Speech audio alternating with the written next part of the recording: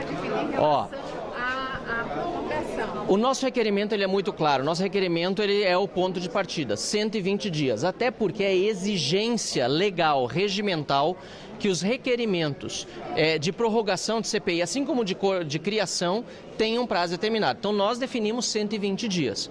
É claro que nós agora dependemos de uma conversa com o senador Carlos Viana e o deputado Alfredo Gaspar para entender se 120 dias são suficientes, se são mais do que suficientes e talvez um prazo menor seja adequado. É uma conversa que nós vamos ter com o relator, eu como proponente da extensão do prazo, e com o presidente, e óbvio, também podemos submeter, apesar de ser direito da minoria garantido pelo ministro André Mendonça, também ao governo se ele entender que tem interesse em discutir essa matéria. No entanto, o que a gente tem visto, inclusive hoje, que o governo está tentando de toda forma evitar a prorrogação da CPMI e se depender deles, pelo visto, nenhum dia de trabalho realmente eles vão querer que seja a mais feito aqui por esse colegiado.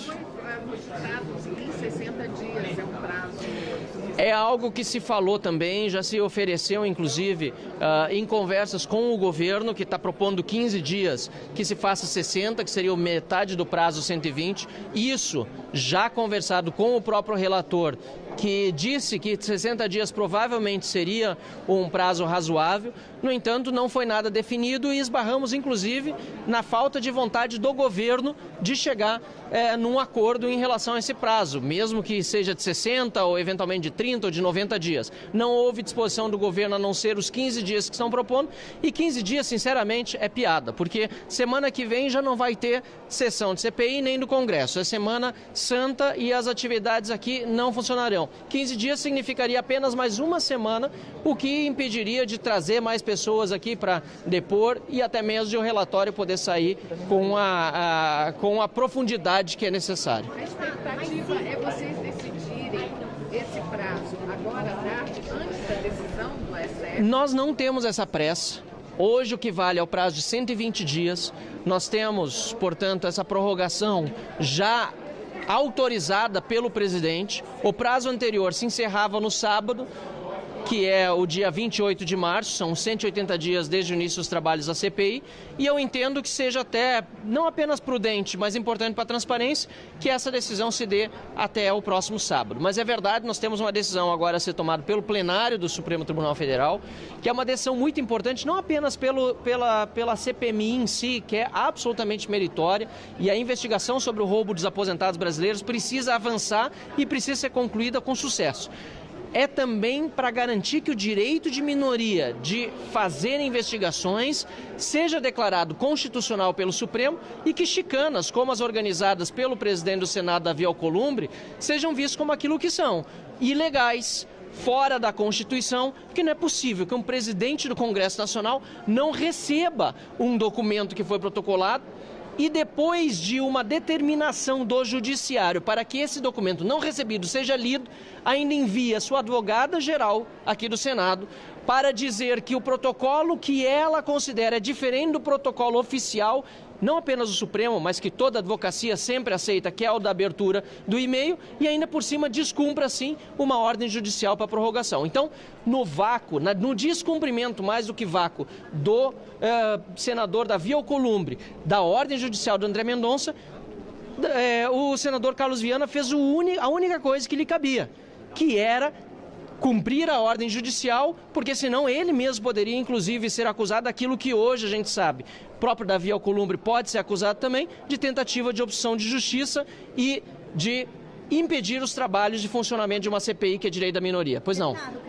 Caso hoje na sessão do STF, no julgamento, alguém peça vista, fica mantida essa decisão de Carlos Viana de prorrogar os trabalhos da CPMI, apesar de estar nas mãos do STF, caso haja esse pedido de vista, eu gostaria que o senhor explicasse esses riscos, porque está gerando uma certa... Seu nome como é? Fernanda, da CNBC. Fernanda, deixa eu lhe dizer, eu sou favorável ao pedido de vistas por dois motivos. Primeiro, obviamente, que eu sou a favor da decisão do André Mendonça, nós fomos os peticionantes e nós fizemos mandado de segurança, evidente que nós concordamos com a sua decisão, e o melhor dos mundos é que seja realmente unânime a decisão do Supremo, como aliás já foi no passado. A CPMI da Covid foi uma decisão judicial que obrigou aqui o presidente Rodrigo Pacheco a cumprir o direito da minoria e ser instalado, e depois a decisão do ministro Luiz Roberto Barroso foi acompanhada pela unanimidade do Supremo. Então, o ideal é que a unanimidade do Supremo, mais uma vez, reforce esse direito da minoria. Porém, por dois motivos eu acho que a vista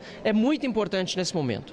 O primeiro motivo é porque não podemos deixar que a emoção do momento, até as interferências políticas, as crises internas que estão instaladas em várias instituições, inclusive no Supremo Tribunal Federal, possam, de alguma forma, macular o processo e influenciar a decisão dos magistrados, que nós sabemos tem de ser de acordo com a Constituição, mas sabemos também há muitas decisões que estão sendo tomadas no calor do momento, às vezes por interferência e vontade política e não por aquilo que diz a Constituição. Então o pedido de vista me parece importante nesse sentido, até porque a questão emocional não pode interferir na investigação que é tão importante do roubo dos aposentados do INSS. E o segundo motivo que eu entendo super importante também do pedido de vista é para o Supremo Tribunal Federal não interferir no Legislativo, de forma nenhuma, mas num acórdão com os demais ministros, os outros 9 ministros, já que uma cadeira está vaga hoje, os 10 ministros façam um acórdão que possa significar também uma orientação muito clara sobre a defesa da Constituição para qualquer outro ministro do STF que venha sentar numa cadeira lá daqui para frente. Não é possível que um direito consolidado da minoria de investigação seja sonegado, seja tolhido, seja relativizado, como nós estamos vendo. Veja bem, eu sou deputado federal. Na Câmara tem 14 CPIs hoje numa fila que não anda.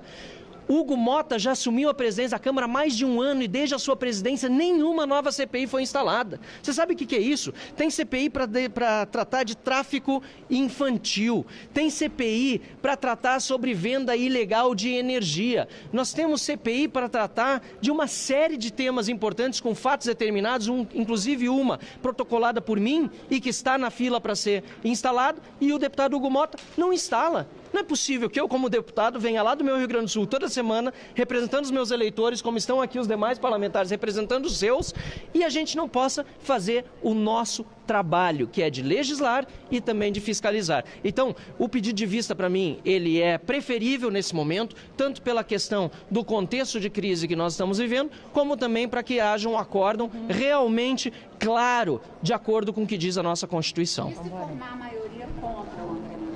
Olha, essa é uma possibilidade que não se pode descartar, é óbvio que pode acontecer. Agora, nós confiamos na Justiça e confiamos no precedente do Supremo Tribunal Federal. E é um bom momento para o Supremo Tribunal Federal, aos olhos da população, demonstrar que está seguindo o precedente e que está respeitando também a vontade da população. Apesar de ser tema eminentemente constitucional, e aí devem estar os olhos vendados do magistrado à vontade eventual da população, mas nesse caso específico nós sabemos que é uma investigação em curso que afeta 6 milhões de brasileiros que foram roubados. Então, creio eu que uma decisão do Supremo Tribunal Federal, que já está, lamentavelmente, muito mal visto pela população, uma decisão eventualmente contrária, além de ferir a Constituição, vai ainda prejudicar ainda mais a imagem do Supremo, que não é uma imagem boa hoje perante a população brasileira. Aí é com o presidente do colegiado, o presidente demonstrou até agora a ideia de continuar até o fim com a leitura do relatório, e o relator tem um trabalho que, aliás, não apenas não se pode descartar, como precisa ser aprovado.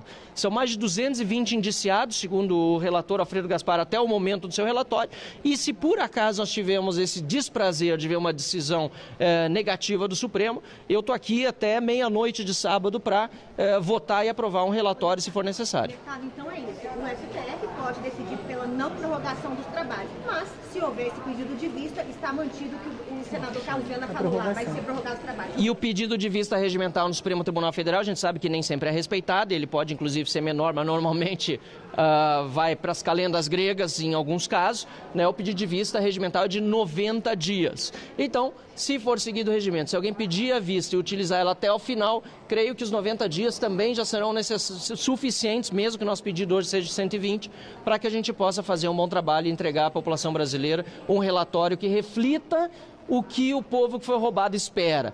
punição aos envolvidos, devolução dos valores e um pouco de ética nesse Brasil hoje tão machucado por tantos escândalos de corrupção. Muito obrigado, tá? Muito obrigado. Vai lá, vai acompanhando bastante.